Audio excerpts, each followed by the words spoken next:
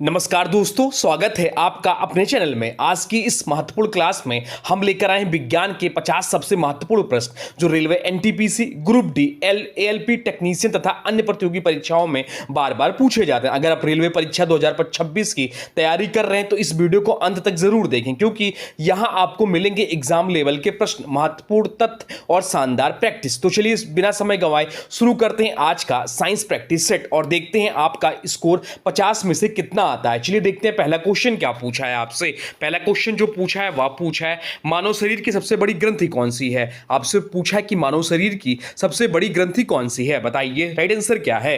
तो right answer जो इस प्रश्न का हो जाएगा वो हो जाएगा ऑप्शन बी। ऑप्शन बी इस प्रश्न का राइट आंसर हो जाएगा। यकृत इस प्रश्न का राइट आंसर है। यकृत शरीर की सबसे बड़ी ग्रंथि है या पित्त रस का निर्माण करता है। यकृत का औसत भार लगभग 1.5 किलोग्राम होता है। अब चलते हैं अगले प्रश्न को देखते हैं। अगला प्रश्न क्या पूछा है आपसे। अगला प्रश्न जो पूछा है वह पूछा है रक्त का लाल रंग किसके कारण होता है। आपसे पूछा है कि रक्त का लाल रंग किसके कारण होता है, बताइए राइट आंसर क्या है। तो राइट आंसर जो इस प्रश्न का है वो है ऑप्शन सी। ऑप्शन सी इस प्रश्न का राइट आंसर हो जाएगा हीमोग्लोबिन। हीमोग्लोबिन में लोह पाया जाता है। यह ऑक्सीजन के परिवहन का कार्य करता है। इसकी कमी से एनीमिया रोग होता है। अब चलते हैं अगले प्रश्न की ओर देखते हैं। अगला प्रश्न क्या पूछा है आपसे। अगला प्रश्न जो पूछा है वह पूछा है पौधों में प्रकाश संश्लेषण किस भाग में होता है। आपसे पूछा है कि पौधों में प्रकाश संश्लेषण किस भाग में होता है, बताइए राइट आंसर क्या हो जाएगा। राइट आंसर कमेंट बॉक्स में लिख दीजिए। राइट आंसर जो हो जाएगा वो हो जाएगा ऑप्शन ए क्लोरोप्लास्ट। क्लोरोप्लास्ट इस प्रश्न का राइट आंसर है। ऑप्शन ए इस प्रश्न का राइट आंसर हो जाएगा।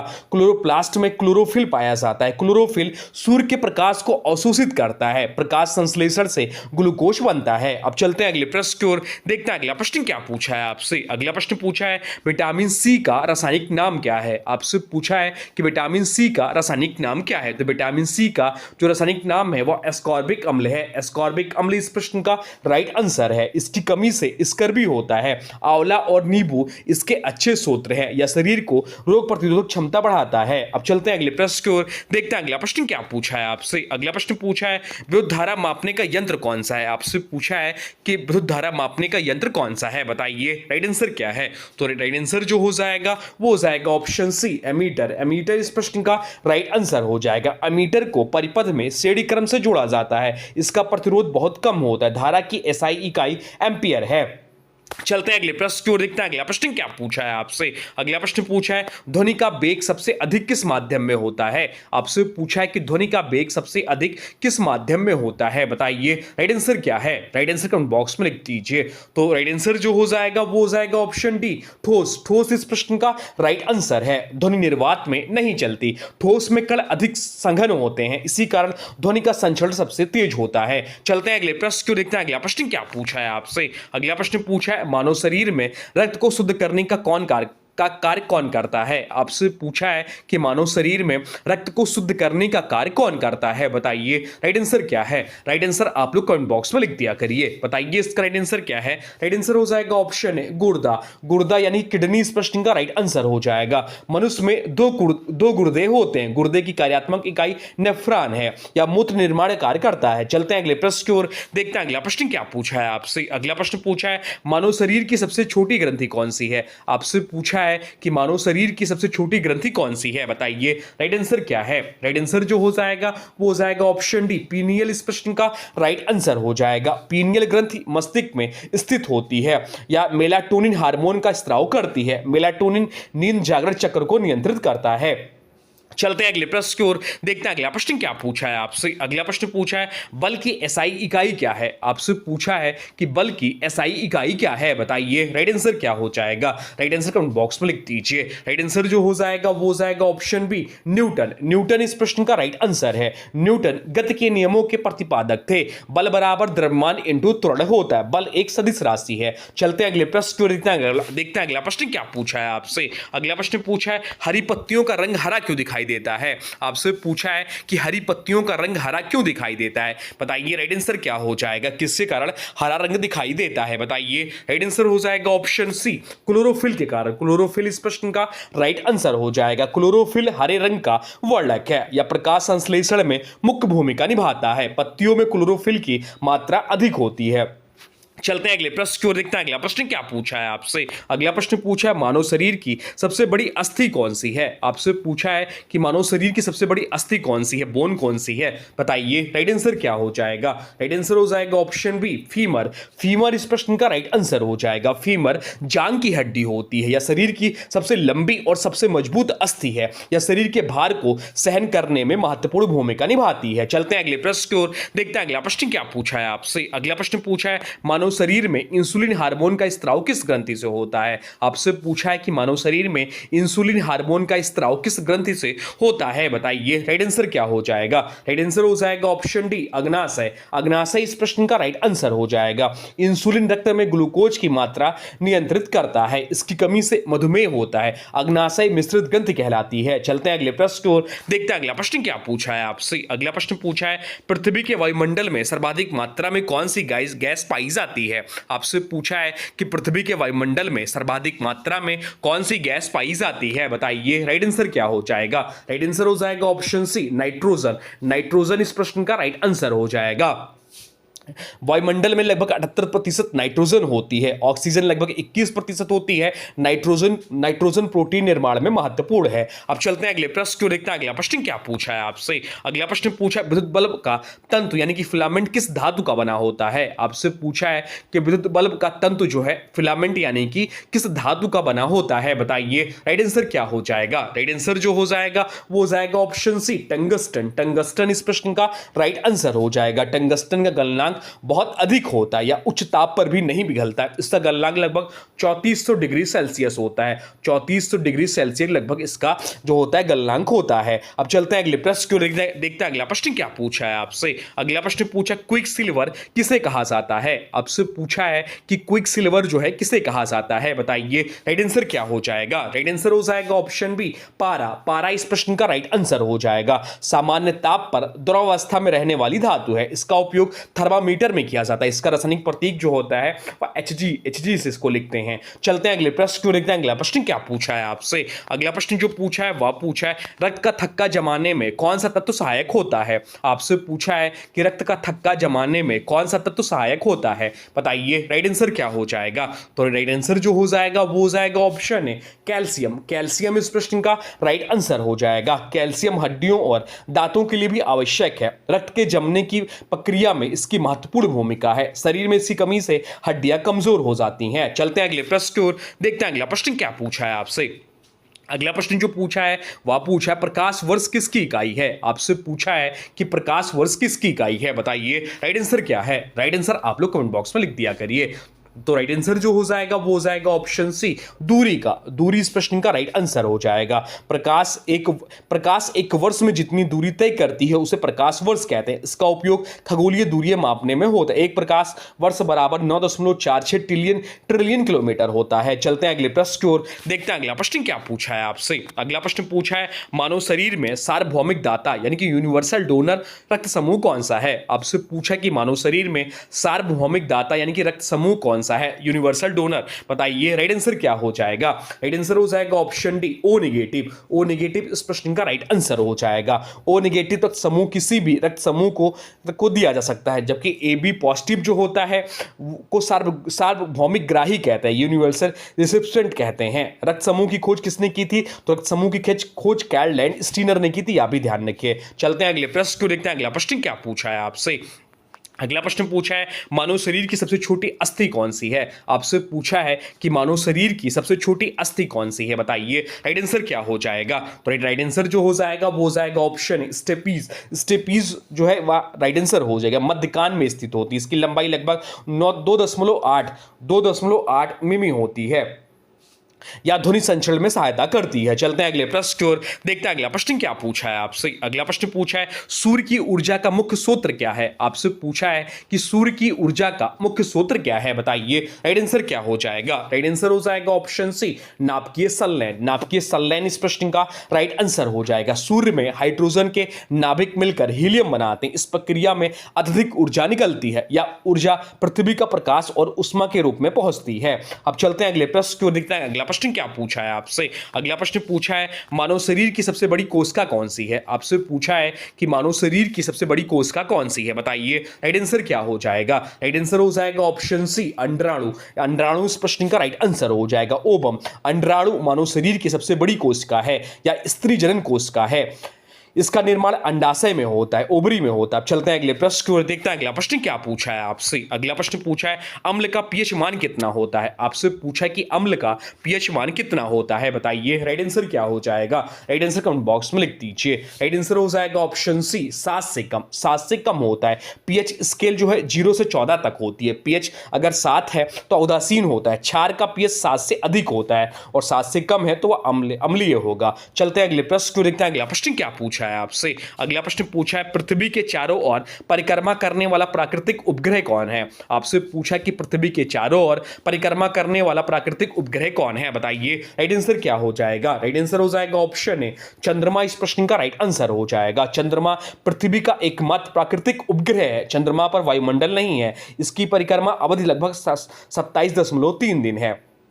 अब चलते हैं अगले प्रश्न की ओर, देखते हैं अगला प्रश्न क्या पूछा है आपसे। अगला प्रश्न पूछा है हरा विटामिन। आपसे पूछा कि हरा विटामिन किसे कहा जाता है। हरा विटामिन किसे कहा जाता है। राइट आंसर हो जाएगा ऑप्शन डी विटामिन के को। विटामिन को हरा विटामिन भी कहते हैं। विटामिन के रक्त का थक्का जमाने में सहायक है। यही यह हरी पत्तेदार सब्जियों में प्रचुर मात्रा में मिलता है। इसकी कमी से रक्तस्राव की समस्या हो सकती है। चलते हैं अगले प्रश्न की ओर, देखते हैं अगला प्रश्न क्या पूछा है आपसे। अगला प्रश्न पूछा है ध्वनि की तीव्रता मापने की इकाई क्या है। आपसे पूछा है कि ध्वनि की तीव्रता मापने की इकाई क्या है, बताइए राइट आंसर क्या हो जाएगा। राइट आंसर हो जाएगा ऑप्शन बी डेसिबल। डेसिबल इस प्रश्न का राइट आंसर हो जाएगा। ध्वनि प्रदूषण को डेसिबल से मापा जाता है। अधिक डेसिबल मानव स्वास्थ्य के लिए हानिकारक हो सकती है। सामान्य बातचीत लगभग 50 से 60 डेसिबल की होती है। चलते हैं अगले प्रश्न की ओर, देखते हैं अगला प्रश्न क्या पूछा है आपसे। अगला प्रश्न पूछा है नीला थोथा का रासायनिक नाम क्या है। आपसे पूछा है कि नीला थोथा का रासायनिक नाम क्या है, बताइए राइट आंसर क्या हो जाएगा। राइट आंसर हो जाएगा ऑप्शन है कॉपर सल्फेट। कॉपर सल्फेट इसका राइट आंसर हो जाएगा। इसका जो सूत्र होता है वो आता है CuSO4 into 5H2O। 5H2O इसका रासायनिक सूत्र होता है। या नीले रंग का क्रिस्टलीय पदार्थ होता है। कृषि में फफूंदनाशी के रूप में प्रयोग किया जाता है। चलते हैं अगले प्रश्न को, देखते हैं अगला प्रश्न क्या पूछा है आपसे। अगला प्रश्न पूछा है मानव हृदय में कितने कक्ष होते हैं। आपसे पूछा है कि मानव हृदय में कितने कक्ष होते हैं, बताइए राइट आंसर क्या हो जाएगा। राइट आंसर हो जाएगा ऑप्शन सी 4 कक्ष होते हैं। ऑप्शन सी इस प्रश्न का राइट आंसर हो जाएगा। 2 अलिंद्र और 2 निलय होते हैं। हृदय रक्त परिसंचरण का मुख्य अंग है। सामान्य वयस्क का हृदय लगभग 72 बार प्रति सेकंड धड़कता है। चलते हैं अगले प्रश्न की ओर, देखते हैं अगला प्रश्न क्या पूछा है आपसे। अगला प्रश्न पूछा है बिजली की चमक पहले दिखाई देती है और गरज बाद में सुनाई देती है, क्योंकि, बताइए राइट आंसर क्या हो जाएगा। आपसे पूछा कि बिजली की चमक जो है पहले दिखाई देती है और गरज बाद में सुनाई देती है, ऐसा क्यों आपसे पूछा है, बताइए राइट आंसर क्या हो जाएगा। राइट आंसर हो जाएगा ऑप्शन है प्रकाश की चाल अधिक होती है, इसलिए। प्रकाश की चाल लगभग 3 × 10⁸ मीटर प्रति सेकंड होती है। वायु में ध्वनि की चाल लगभग 340 मीटर प्रति सेकंड होती है। इसी कारण चमक पहले और गरज बाद में सुनाई देती है। चलते हैं अगले प्रश्न की ओर, देखते हैं अगला प्रश्न क्या पूछा है आपसे। अगला प्रश्न पूछा है रक्तचाप मापने के यंत्र को क्या कहते हैं। आपसे पूछा है कि रक्तचाप मापने के यंत्र को क्या कहते हैं, बताइए राइट आंसर क्या हो जाएगा। राइट आंसर हो जाएगा ऑप्शन बी स्फेग्नोमीटर कहते हैं, स्फेग्नोमैनोमीटर कहते हैं। रक्तचाप mmHg में मापा जाता है। किसमें? mmHg में मापा जाता है रक्तचाप को।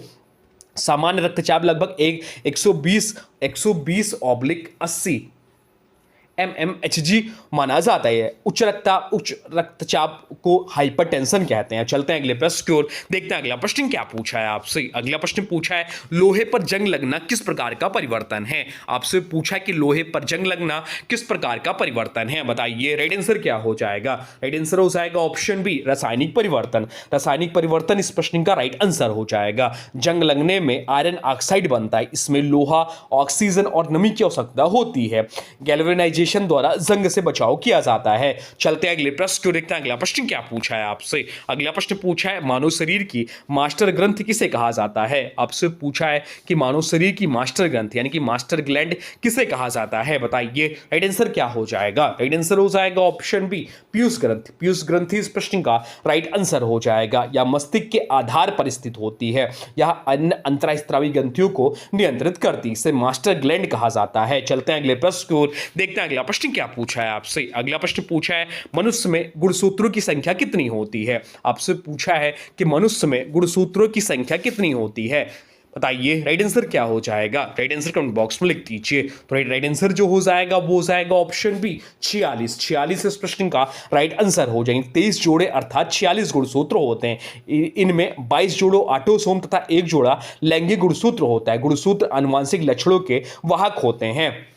चलते हैं अगले प्रश्न की ओर, देखते हैं अगला प्रश्न क्या पूछा है आपसे। अगला प्रश्न पूछा है वायुमंडल की कौन सी परत हमें पराबैंगनी किरणों से बचाती है। आपसे पूछा है कि वायुमंडल की कौन सी परत हमें पराबैंगनी किरणों से बचाती है, बताइए राइट आंसर क्या हो जाएगा। राइट आंसर हो जाएगा ऑप्शन डी समताप मंडल इस प्रश्न का राइट आंसर हो जाएगा। ओजोन परत समताप मंडल में स्थित होती है। ओजोन सूर्य की हानिकारक यूवी किरणों को अवशोषित करती है। ओजोन का रासायनिक सूत्र जो होता है O3 होता है। कब मनाया जाता है, 16 सितंबर को। 16 सितंबर को ओजोन दिवस मनाया जाता है। चलते हैं अगले प्रश्न को, देखते हैं अगला प्रश्न क्या पूछा है आपसे। अगला प्रश्न पूछा है विद्युत प्रतिरोध की एसआई इकाई क्या है। आपसे पूछा है कि विद्युत प्रतिरोध की एसआई इकाई क्या है, बताइए राइट आंसर क्या हो जाएगा। राइट आंसर हो जाएगा ऑप्शन सी ओम है। ओम इस प्रश्न का राइट आंसर हो जाएगा। इस प्रतिरोध का प्रतीक जो होता है वो ओमेगा होता है। ओमेगा इसका प्रतीक होता है, प्रतिरोध धारा के प्रभाव का विरोध करता है। चलते हैं अगले प्रश्न को, देखते हैं अगला प्रश्न क्या पूछा है आपसे। अगला प्रश्न पूछा निम्न में से कौन सा तत्व सबसे हल्का है। आपसे पूछा है कि निम्न में से कौन सा तत्व सबसे हल्का है, बताइए राइट आंसर क्या हो जाएगा। राइट आंसर हो जाएगा ऑप्शन है हाइड्रोजन। हाइड्रोजन इस प्रश्न का राइट आंसर हो जाएगा। हाइड्रोजन आवर्त सारणी का पहला तत्व है। इसका परमाणु क्रमांक 1 है। ब्रह्मांड में सबसे अधिक मात्रा में पाया जाने वाला तत्व है। चलते हैं अगले प्रश्न को, देखते हैं अगला प्रश्न क्या पूछा है आपसे। अगला प्रश्न पूछा है मानव शरीर में ऊर्जा की मुद्रा किसे कहा जाता है। आपसे पूछा है कि मानव शरीर में ऊर्जा की मुद्रा यानी कि एनर्जी करेंसी किसे कहा जाता है, बताइए राइट आंसर क्या हो जाएगा। राइट आंसर हो जाएगा ऑप्शन बी एटीपी को। एटीपी इस प्रश्न का राइट आंसर हो जाएगा। एटीपी का पूरा नाम एडोसिन ट्राइफॉस्फेट है। कोष के श्वसन में एटीपी का निर्माण होता है। सभी जैविक क्रियाओं के लिए ऊर्जा एटीपी से प्राप्त होती है। चलते हैं अगले प्रश्न की ओर, देखते हैं अगला प्रश्न क्या पूछा है आपसे। अगला प्रश्न पूछा है दही जमाने में कौन सा जीवाणु सहायक होता है। आपसे पूछा है कि दही जमाने में कौन सा जीवाणु सहायक होता है, बताइए राइट आंसर क्या हो जाएगा। तो राइट आंसर जो हो जाएगा वो हो जाएगा ऑप्शन बी लैक्टोबैसिलस इस प्रश्न का राइट आंसर हो जाएगा। ऑप्शन बी इस प्रश्न का राइट आंसर है। या दूध में लैक्टिक अम्ल बनाता है, इसी के कारण दूध दही में परिवर्तित होता है। या लाभकारी जीवाणु माना जाता है। चलते हैं अगले प्रश्न को, देखते हैं अगला प्रश्न क्या पूछा है आपसे। अगला प्रश्न पूछा है सूर्य के सबसे निकट स्थित ग्रह कौन सा है। आपसे पूछा है कि सूर्य के सबसे निकट स्थित ग्रह कौन सा है, बताइए राइट आंसर क्या हो जाएगा। तो राइट आंसर जो हो जाएगा वो हो जाएगा ऑप्शन सी। ऑप्शन सी इस प्रश्न का राइट आंसर हो जाएगा। बुध ग्रह।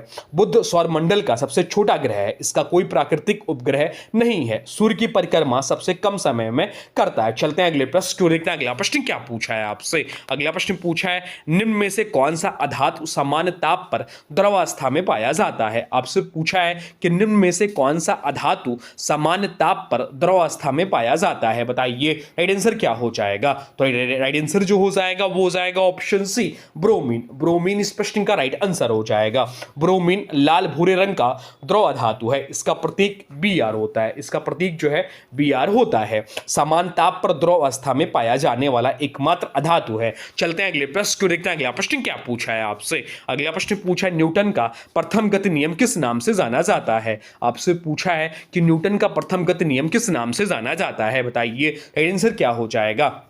राइट आंसर हो जाएगा ऑप्शन बी जड़त्व का नियम। जड़त्व का नियम इस प्रश्न का राइट आंसर हो जाएगा। किसी वस्तु की अवस्था में परिवर्तन का विरोध जड़त्व कहलाता है। यह नियम आइजैक न्यूटन द्वारा प्रतिपादित किया गया था। सीट बेल्ट का सिद्धांत इसी नियम पर आधारित है। चलते हैं अगले प्रश्न की ओर, देखते हैं अगला प्रश्न क्या पूछा है आपसे। अगला प्रश्न पूछा है मानव शरीर में लाल रक्त कणिकाओं का निर्माण कहाँ होता है। आपसे पूछा कि मानव शरीर में लाल रक्त कणिकाओं यानी कि आरबीसी का निर्माण कहाँ होता है, बताइए राइट आंसर क्या हो जाएगा। राइट आंसर हो जाएगा ऑप्शन डी अस्थि मज्जा में। आरबीसी का निर्माण लाल अस्थि मज्जा में होता है। आरबीसी का औसत जीवन काल लगभग 120 दिन होता है। आरबीसी में हीमोग्लोबिन पाया जाता है। चलते हैं अगले प्रश्न की ओर, देखते हैं अगला प्रश्न क्या पूछा है आपसे। अगला प्रश्न पूछा है मानव शरीर की सबसे बड़ी स्वायत्त रक्त कणिका कौन सी है। आपसे पूछा कि मानव शरीर की सबसे बड़ी स्वायत्त रक्त कणिका कौन सी है, बताइए राइट आंसर क्या हो जाएगा। राइट आंसर कमेंट बॉक्स में लिख दीजिए। राइट आंसर हो जाएगा ऑप्शन ए मोनोसाइट। मोनोसाइट इस प्रश्न का राइट आंसर हो जाएगा। मोनोसाइट सबसे बड़ी WBC होती है। यह रोगाणुओं को नष्ट करने में सहायता करती शरीर की प्रतिरक्षा प्रणाली का महत्वपूर्ण भाग है। चलते हैं अगले प्रश्न की ओर, देखते हैं अगला प्रश्न क्या पूछा है आपसे। अगला प्रश्न पूछा है निम्नलिखित में से कौन सा विटामिन सूर्य के प्रकाश से प्राप्त होती है। आपसे पूछा है कि निम्नलिखित में से कौन सा विटामिन सूर्य के प्रकाश से प्राप्त होती है, बताइए राइट आंसर क्या है। राइट आंसर हो जाएगा ऑप्शन सी विटामिन डी इस प्रश्न का राइट आंसर हो जाएगा। विटामिन डी को सनसाइन विटामिन कहा जाता है। यह कैल्शियम के अवशोषण में मदद करती है। इसकी कमी से बच्चों में रिकेटस, बड़ों में ऑस्टियोमलेशिया रोग होता है। चलते हैं अगले प्रश्न को, देखते हैं अगला प्रश्न क्या पूछा है आपसे। अगला प्रश्न पूछा है किसी पदार्थ के द्रव से गैस में परिवर्तन होने की प्रक्रिया क्या कहलाती है। आपसे पूछा है किसी पदार्थ के द्रव से गैस में परिवर्तित होने की प्रक्रिया क्या कहलाती है, बताइए राइट आंसर क्या हो जाएगा। राइट आंसर हो जाएगा ऑप्शन बी वाष्पीकरण कहलाती है। वाष्पीकरण इस प्रश्न का राइट आंसर है। वाष्पीकरण सतह पर होता है। तापमान बढ़ने पर इसकी दर बढ़ जाती है। पसीना सूखने पर शरीर को ठंडक मिलती है। चलते हैं अगले प्रश्न की ओर, देखते हैं अगला प्रश्न क्या पूछा है आपसे। अगला प्रश्न पूछा है बल्ब में भरी जाने वाली गैस कौन सी होती है। आपसे पूछा है कि बल्ब में भरी जाने वाली गैस कौन सी होती है, बताइए राइट आंसर क्या हो जाएगा। राइट आंसर हो जाएगा ऑप्शन सी आर्गन। आर्गन इस प्रश्न का राइट आंसर हो जाएगा। आर्गन एक निष्क्रिय गैस है। या फिलामेंट को जल्दी खराब होने से बचाती है। इसका उपयोग विद्युत बल्बों में किया जाता है। चलते हैं अगले प्रश्न की ओर, देखते हैं अगला प्रश्न क्या पूछा है आपसे। अगला प्रश्न पूछा है मनुष्य के हृदय में रक्त को पूरे शरीर में पंप करने वाला कक्ष कौन सा है। आपसे पूछा है कि मनुष्य के हृदय में रक्त को पूरे शरीर में पंप करने वाला कक्ष कौन सा है। राइट आंसर हो जाएगा ऑप्शन डी बायानिलय। बायानिलय इस प्रश्न का राइट आंसर है। बायानिलय सबसे मोटी दीवार वाला कक्ष है। यह ऑक्सीजन युक्त रक्त को शरीर में भेजता है। महाधमनी आर्टरी इसी से निकलती है। चलते हैं अगले प्रश्न की ओर, देखते हैं अगला प्रश्न क्या पूछा है आपसे। अगला प्रश्न पूछा है निम्न में से कौन सा तत्व विद्युत का सबसे अच्छा चालक है। आपसे पूछा है कि निम्न में से कौन सा तत्व विद्युत का सबसे अच्छा चालक है। राइट आंसर हो जाएगा ऑप्शन सी चांदी। चांदी इस प्रश्न का राइट आंसर हो जाएगा। चांदी उष्मा और विद्युत दोनों की सर्वश्रेष्ठ चालक है। अधिक महंगी होने के कारण सामान्य तारों में प्रयोग नहीं होती। घरेलू वायरिंग में सामान्यतः तांबे का उपयोग होता है। चलते हैं अगले प्रश्न की ओर, देखते हैं अगला प्रश्न क्या पूछा है आपसे। अगला प्रश्न पूछा है पौधों द्वारा तैयार भोजन का परिवहन किस ऊतक द्वारा होता है। आपसे पूछा है कि पौधों द्वारा तैयार भोजन का परिवहन किस ऊतक द्वारा होता है, बताइए राइट आंसर क्या हो जाएगा। राइट आंसर हो जाएगा ऑप्शन बी फ्लोएम। फ्लोएम इस प्रश्न का राइट आंसर हो जाएगा। फ्लोएम भोजन का परिवहन करता है। जाइलम जल एवं खनिजों का परिवहन करता है। दोनों संवहन ऊतक कहलाते हैं। अब चलते हैं अगले प्रश्न की ओर, देखते हैं अगला प्रश्न क्या पूछा है आपसे। अगला प्रश्न पूछा है ध्वनि तरंगे किस प्रकार की तरंगे होती हैं। आपसे पूछा है कि ध्वनि तरंगे जो होती हैं किस प्रकार की तरंगे होती हैं, बताइए राइट आंसर क्या हो जाएगा। राइट आंसर हो जाएगा ऑप्शन सी अनुदैर्घ्य तरंगे। अनुदैर्घ्य तरंगे इस प्रश्न का राइट आंसर हो जाएगा। ध्वनि के संचरण के लिए माध्यम आवश्यक है। ध्वनि निर्वात में नहीं चल सकती। वायु में ध्वनि संपीड़न एवं विरलन के रूप में चलती हैं। चलते हैं अगले प्रश्न की ओर, देखते हैं अगला प्रश्न क्या पूछा है आपसे। अगला प्रश्न पूछा है मनुष्य में सामान्यतः कितने स्थायी दांत होते हैं, परमानेंट टीथ होते हैं, बताइए राइट आंसर क्या हो जाएगा। राइट आंसर हो जाएगा ऑप्शन सी 32 होते हैं। ऑप्शन सी इस प्रश्न का राइट आंसर हो जाएगा। वयस्क मनुष्य में 32 स्थायी दांत होते हैं। दूध के दांतों की संख्या 20 होती है। अंतिम 4 दांत अक्ल दाढ़ यानी कि विजडम टीथ कहलाते हैं। तो ये थे आपके टॉप 50 साइंस क्वेश्चन जो आपके आने वाले एग्जाम के लिए बहुत ही महत्वपूर्ण है। आप किसी भी एग्जाम की तैयारी कर रहे हैं जहां पर साइंस पूछा जाता है। अब आज की वीडियो से प्रश्न है, इसका राइट आंसर आप लोग को कमेंट बॉक्स में बताना है। सभी लोग को आंसर जरूर देना है। आपसे आज की वीडियो से प्रश्न है कि मानव शरीर में लाल रक्त कणिकाओं का निर्माण कहां होता है। आपसे पूछा है कि मानव शरीर में लाल रक्त कणिकाओं का निर्माण कहां होता है। इसका जो भी राइट आंसर होगा कमेंट बॉक्स में जरूर बताइएगा। और दोस्तों आज के 50 महत्वपूर्ण विज्ञान प्रश्नों में आपका स्कोर कितना रहा हमें कमेंट करके जरूर बताइए। अगर वीडियो पसंद आया हो तो वीडियो को लाइक करें, अपने दोस्तों के साथ शेयर करें और ऐसे ही railway NTPC group D ALP एवं अन्य प्रतियोगी परीक्षाओं की बेहतरीन तैयारी के लिए चैनल को सब्सक्राइब करना बिल्कुल ना भूले। मिलते हैं अगले क्लास में एक और शानदार प्रैक्टिस सेट के साथ। तब तक पढ़ते रहिए, आगे बढ़ते रहिए और अपने रेलवे सिलेक्शन के सपनों को सच करने के लिए लगातार मेहनत करते रहिए। तो चलिए मिलते हैं एक नए वीडियो में, तब तक के लिए जय हिंद।